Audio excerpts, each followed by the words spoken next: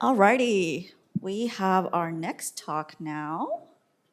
Perfect, with Matt and Sebastian. Yeah, so we're going to talk a little bit about network performance monitoring, or also known as how Sebastian and I abandoned the metrics team and moved to ClickHouse. Go ahead and move forward. So I'm Matt Franklin. I joined Shopify at BFCM 2022, and I have now started with the metrics team and have now been here for 2 years trying to push forward observability. I'm Sebastian Rabenhorst, and I'm a senior production engineer, also observability team, and I'm specifically in Matt's metrics team right now, working on ClickHouse. So a little bit of context, right? So we talk about network performance monitoring. We've just been talking all day about monitoring systems. Why do we need something for network specific, right? Well, we had this capability with our prior metrics vendor that gave really quick insights into the network layer. Was great for troubleshooting incidents, gives them intelligence on what's going on in the network, something that we couldn't actually pull into the metric system just due to the cardinality of what was involved, right? So what we had ended up building for them during the migration was kind of a stopgap measure, something that would allow them to alert and understand what was going on inside of the network enough to be able to respond to incidents, but didn't give them the real raw tooling that gave them a look at how the network flows are working inside of the system. So why is that important? Well, so as the cloud systems team will tell you, every incident starts with, is it the network, right? It's the easiest thing to blame, it's the easiest thing to look at, and it's also the hardest thing to identify most times as to being cause. So looking at the project, right, we wanted to see, could we take on that capability? Could we, now that we'd launched the metric system, we were successfully running in production, and all the good work you've seen all day had kind of been progressing. Could we start to address this problem? So we looked at what are our requirements. Okay, well first we've got to replace that system. We got to give them the same capability they had before, and we have to make it usable, fast, and something that they can use during an incident. What is the type of data they're looking at? Well, they're trying to understand network flow, right? From point A to point B, what does the network traffic look like? And are there issues with it?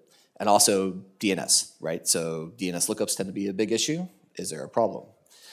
The third requirement we had is we need to be minimally invasive, right? So as you've kind of seen with some of the other talks with Andre and Sam, we don't want our observability stack to take a significant portion of the compute power of what's serving the merchant requests out, because our job at Shopify is to serve merchants and not serve our own internal tooling.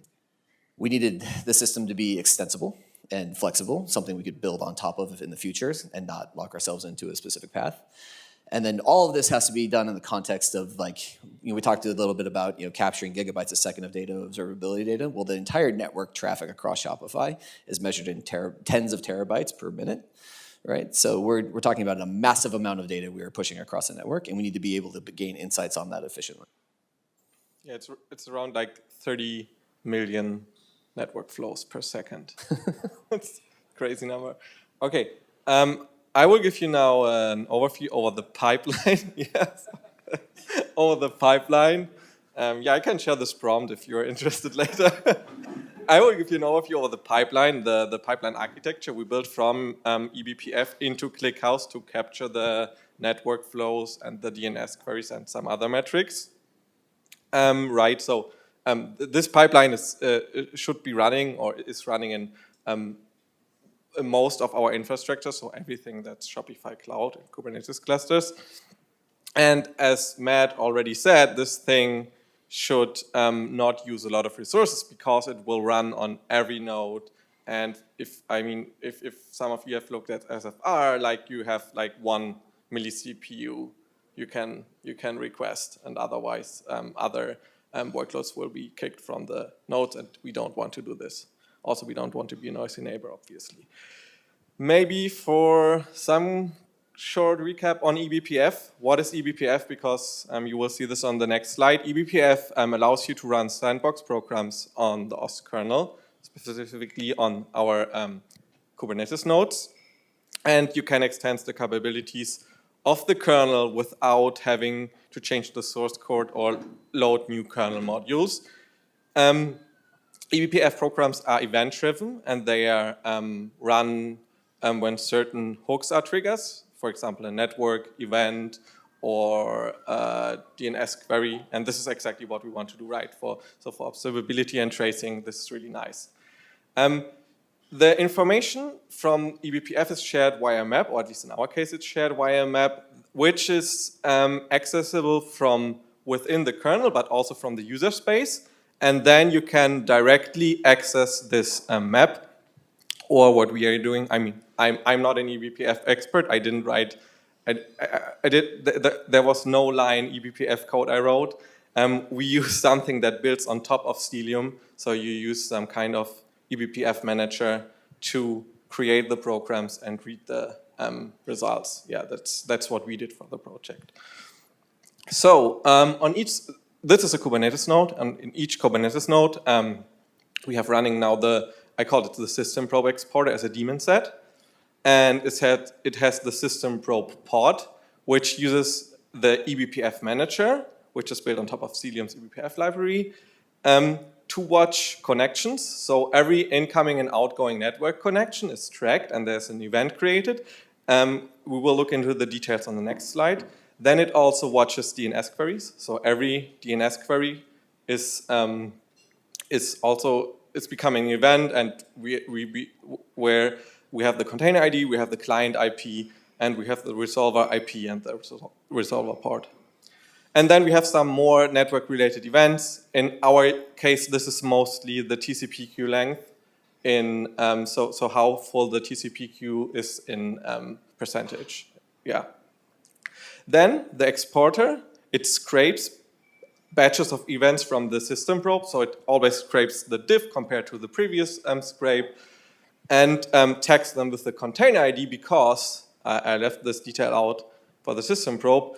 All the events we get, or like most of the events we get, they only have the process ID attached to the event. So what we do is we have this watcher which watches containers and process IDs, and then it can set the process. It can set the container ID according to the process ID. So later we can add all the metadata according to the container ID. We'll see this in the coming slides. Yeah, and then we just, if we have a batch of those events, we just write them to a vector deployment, or multiple vector instances which run in the same namespace using protobuf. It's very efficient.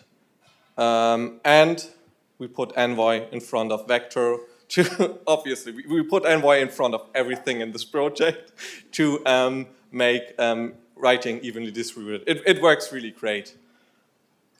And here you can see how this looks like. So connection is, this is what you get from this is what's read from the map and translated into this protobuf message. So we have local address, which is the local address. So this is already the node itself, or what's going on the node. Then we have the remote address. That's the remote address of the connection. Then you have the connection family, the connection type.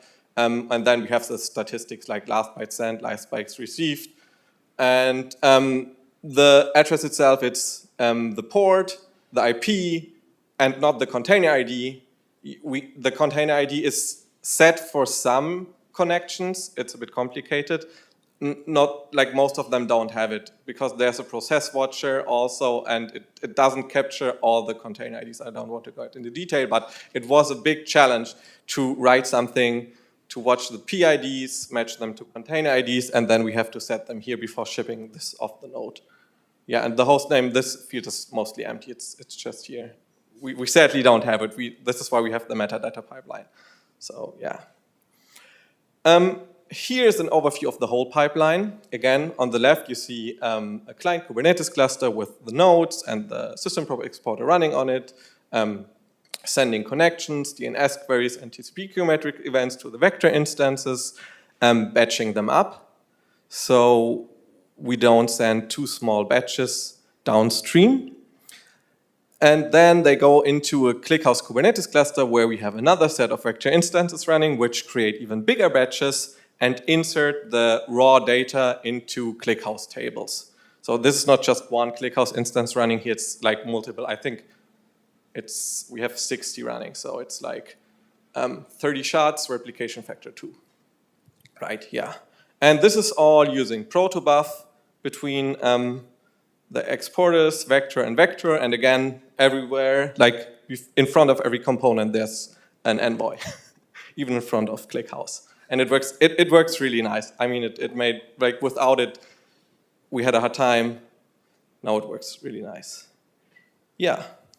So now we have the data in ClickHouse, but we don't have metadata. We only have the container ID, and I don't think our users want to query only the container ID. So we have this extra pipeline, which is the metadata pipeline, which currently allows us to add all the metadata that are available for pods, which be the name, the deployment, but also like cluster or node metadata like zone, region, and project. We want to ship this off the cluster and join this to our metrics according to the container ID. So we just watch the pods, iterate over the containers in the pods, attach like cluster metadata, so all the metadata that's not part of the pod directly, and send this, batch it up again and send it to another set of vector instances which do batching and is asserting in the same way as on the previous slide, and put them into ClickHouse in a metadata table. Yeah, again, envoy. The metadata looks like this. So you have like timestamp, network, project, and so on. So this is all the metadata attributes users will be able to query, filter, and group by. Yeah. Did I forget something? I don't think so. Now, this is how it looks inside of ClickHouse. This is like this is like every box with a solid border is like a table or materialized view. Let's start with the raw tables. So the raw tables is where vector inserts the events, mostly as they are coming from the exporters into ClickHouse. So we have the connections table where all the connections flow goes. We have the container metadata. We were just talking about this. DNS queries go in the DNS queries table, and then we have the TCP/queue metrics that go in the TCP/queue metrics table. But so the problem is, I was talking about connections in DNS queries. Connection, we have 30 millions, around 30 millions per second, and this, like, if you want to make them queryable, you should aggregate them. So what we do is we have materialized views. Materialized view in ClickHouse is like a select statement you run on the inserted data for a table on each insert, and you do select, then you can do join, and then you can do aggregate, and then the result gets written into another table. So this is we have two of those materialized views. One for connection, which it joins the container metadata according to the container ID, but then it also aggregates within a 1 minute window. So all the connections, or you can have multiple events for the same connection, and you will aggregate all the events for the same connection into one aggregated row and write it into the aggregated data table, and you do the same for DNS queries, right? So, and then the querying from users happens against the networks, we call it network stats and DNS stats tables. So this is the aggregated tables enriched with metadata. TCP/queue metrics, they are currently really low volume, and we don't have a view for them. So right now there's no materialized view, but you can still querying them by joining directly the metadata. Works also quite nice. I mean, I was talking about numbers already. Maybe you've heard this already, I guess, today, but we have this running on hundreds of clusters, and on those clusters we have millions of containers which run millions of DNS queries to have millions of DNS queries events per second, and also tens of millions of connection events per second. So this is around like 20 gigabytes per second. During a load test, it's a lot. But with Vector and ClickHouse, it works really nice. And now Matt will show you how the user experience, like what the user sees. Right, so one of the things we need to do is create an experience that actually solved the problem, right? So when you're in in an incident, when you're trying to figure out what's going on with the network, you don't have a lot of time to build complex queries. It needs to be very relatively simple, intuitive, especially when you're dealing with something that is as complex as network traffic, right? It should be pretty straightforward to get the answer you're looking for. We also wanted to build a UI that leveraged a lot of the componentry we already had. We don't want something that is so bespoke that maintaining it becomes difficult or more difficult than it should be over time. So we built that on top of the same stuff that you saw earlier today with Investigate, right? Good. So what does it look like, right? We have the Grafana front end you guys have all seen and know well. We have the custom Investigate UI that lives inside of the Investigate. It's just a different dropdown. And we delegate everything to the Investigate API, which knows how to talk to the ClickHouse instance. We've been working with the team to build out the Investigate API's capability of supporting different types of data sets. NPM is just one of them. So you can see here, and I blame Aaron Nopain for any issues with UI since he taught me everything I know about React. So blame him also if it doesn't work. No, so seriously, what we got here is, you can see we have a tab up at the top. You see network or DNS. You can flip between it quickly. When you're on the network traffic tab, a lot of times what they're trying to filter out is what's going on between 2 points, right? So you have the local point, the point that you're kind of investigating, and whatever remote traffic point you're looking at. You can flip between outgoing and incoming traffic, obviously, because traffic can go both directions, and connections can be initiated both directions. You can flip between UDP, TCP, and then you can group by any set of the metadata, right? So this is where adding in the ability to have custom metadata meant we could do things like, hey, we'll filter group by cluster role or filter by cluster role, which is a very Shopify-specific way of looking at the world, but it's one that allows for the cloud systems teams to be able to kind of get the answer they want really quickly. You can see some quick stats down here, right? You've got TCP volume, UDP volume, retransmits, which is usually an indicator of an issue. If RTT average times are going up, and then a table down below that shows kind of the additional detailed statistics broken down by the group buys. Same thing with DNS, except for, obviously, there's no remote DNS in the sense that we're just trying to resolve a domain, right? So where are the issues? Pay no attention to the fact that the most highly failed DNS lookup is for monitoring. That as I said, we abandoned that team. No, I'm just kidding. So what you got here is very similar, very simple UI. This is one that we kind of have built out initially, know that it needs to progress. We have a lot of ideas how we're going to take it forward in the future. And the fun video, which I didn't move the record button, but you can see here we're looking at local cluster role apps. We're looking at the regions GCP US to GCP US. We want to group by namespace. You come down, you can kind of see the basic graphs you saw before, and then you can see all the different namespaces that are broken down. You can drill into the graphs. This is using the componentry that has been built for Investigate, so we can leverage all of that. Anything they add there, we can take advantage of. And you can kind of see this nice data table that scrolls with the additional data that you want to group by. Coming in here, maybe I want to not just look at the namespace, I want to look at the deployment, and I also want to see traffic between the remote, which remote namespace and which remote deployment I'm talking to. So as we kind of run this query, we'll see it's pretty quick for the last hour, given the volume that we're dealing with across these clusters. Get back my results, and as I take a look at the results, we can kind of see that, we're looking at these two different namespaces together. I'm going to change my sort, so I'm going to look at the traffic volume, not just the retransmits, which that was, as I said, could potentially show an issue, but I'm just trying to look at volume here. And Kafka bridge, core logs to Kafka. Surprise, based on Daniel's talk, that's actually one of the highest producers of network traffic in the apps clusters, right? I'm not too shocked about that result. Looking at the UI itself, obviously all of these things, these various boxes are all the same things you're used to with Investigate, with the same metadata lookup, right? So we're trying to build everything on a common platform underneath the covers, which means that I get the same kind of type of head, the same kind of lookup. Now I'm going to take a look here at the monitoring namespace, which is where all of the metrics in cluster stack lives, as you learned from Andre and Sam earlier. And you can kind of see, oh, look, monitoring is one of the biggest traffic volume producers. And that's the SD worker, our favorite friend of, that Sam was talking about, causing lots of problems before. If I switch to incoming, now we're going to look at a lot of UDP traffic because a lot of metrics inside of Shopify are based on StatsD, which runs across the UDP protocol. And we can see here where all the different sources are that are producing metrics at a high rate. Switching a little bit, I'm going to reload the page here, switch to the DNS tab.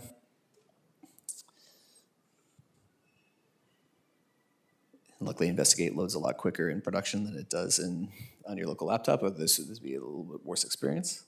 But you can kind of see here, again, our friend, the StatsD exporter lookup. We're going to have to look into that. We saw it, Sebastian and I saw that earlier today, and we're like, uh-oh. But you can kind of switch back and forth between the tabs. You can run queries and kind of get back that detailed information that you're looking for.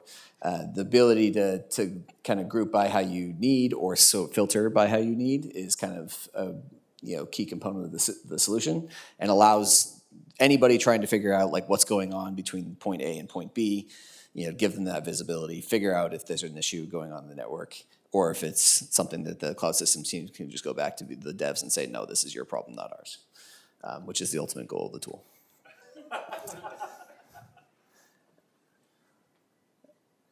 I think I forgot which query we're running here, so we're all going to watch in real time. Should have made this video 1 minute shorter. But anyway, so you can kind of get a feel for it. This is now we're looking at the Thanos receivers coming from Prometheus Shopify. You can see the network traffic, right? This is kind of what we were talking about before with Sharad's talk and Philip's talk. That's a lot of data coming in. We can kind of see what issues are happening there. So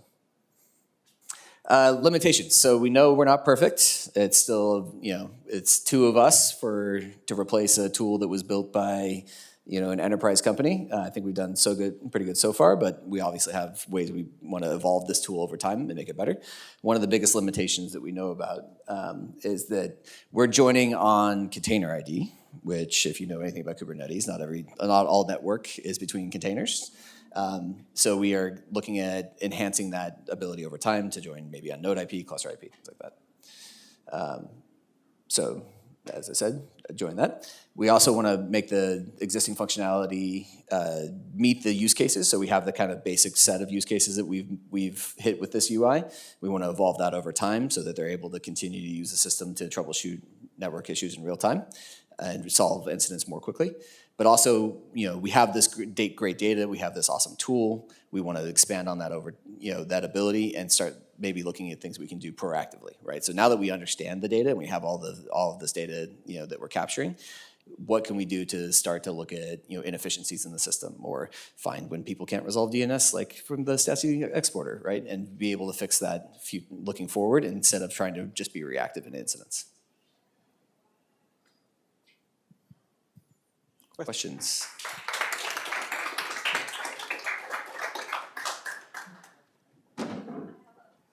Oh, you got another one. I think you have a special for you. So you said that you aggregate data on a 1 minute interval. Mm-hmm. You have materialized views, right? And then you aggregate. So yeah, the aggregating actually happens in ClickHouse. So we have the aggregating table. So you test. All right. So then my question is, do you discard the original data or do you keep it? No. The original data still goes in the original table. What you could do in ClickHouse, you could have a null table, but we also want to have the original data. So null table would just go directly into the materialized view and then go into the stats table. But we do keep it on a different, slightly lower retention level though, right? Yeah. The network stats is the thing we want to keep longer. Right. But we have that custom, we can do that whichever way we want, right? We can have that retention be whatever we need it to.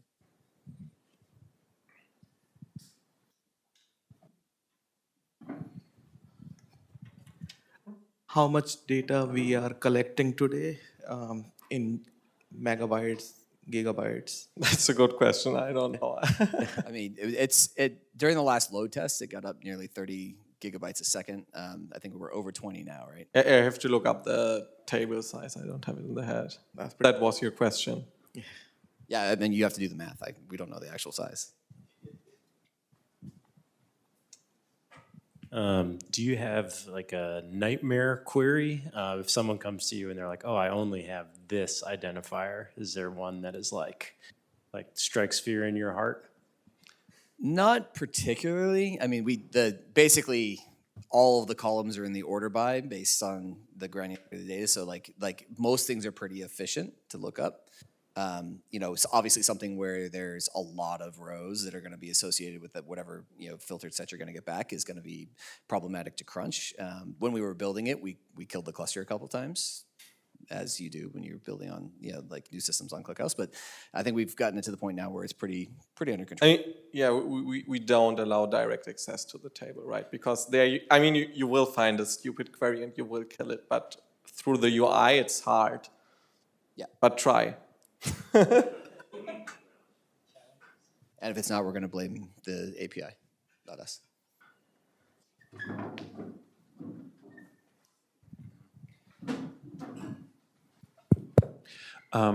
So I noticed you're pulling all this great data from Kubernetes about like the state of Kubernetes. Is there an opportunity there also to create that into a new data set so people can query the state of Kubernetes world? So I don't know the exact status of this project, but there's a CDC project at Shopify where they export like each event in Kubernetes into a pipeline. And this was just like a drop-in replacement because we don't want to wait for it. So this would be one thing. If that's available, we can just switch to that thing and just look and get, for example, the node IPs and the cluster IPs, yes. Anybody else? Andre? Do you have any like good examples yet of like this paying off in real time of like finding an issue? We've so Darren Fu, who's worked with us a couple times when we first launched the initial UI, we did have use cases where they were able to eliminate causes. Some of them happened to be with our stuff, which was really nice to be able to say like this is actually a network issue or not. I think one of the things we're trying to do is see what other cases they need to get support in, and then hopefully we can resolve some of these or push this tool's usage further from where it is today. This is a system that most of the time you don't use. It's the reality. So there's a dedicated view for NPM. Can we embed NPM queries in dashboards as well? Can I have like a dashboard with metrics and traces? And Not yet in the main org. So because there's no source. Okay. But we could do that.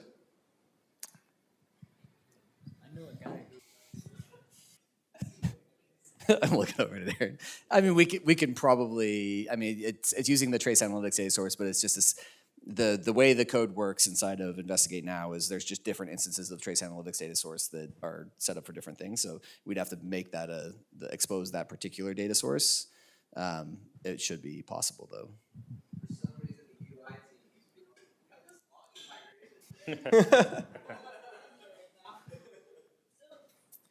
Are there any more events we could pull out from the eBPF exporter that would be useful and observe?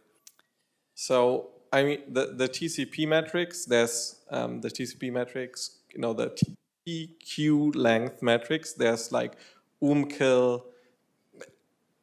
I mean, in theory, whatever you can do with eBPF, right? But as I said, we didn't write own eBPF programs yet. But that's a good point, right? I mean, like there's potential to expand on this and add additional event hooks, right? I think one of the things that was really impressive when we looked at this is because for all of you who know SFR is really tough to it takes a lot of CPU, and one of the issues they've been having is making sure that things that run on the nodes, like daemon sets like this, are as small as possible. And when we were analyzing the data, this particular system probe was so small compared to other daemon sets on the node that it's not even a factor. So eBPF is efficient, and the way that this was built is efficient. We can definitely expand on that. If you use the maps, I heard there were efforts where they just shipped the whole network traffic out of eBPF and. Yeah, and that's not. Obviously, if you use it with the maps, it's super efficient. Yeah. Cool. Any more questions?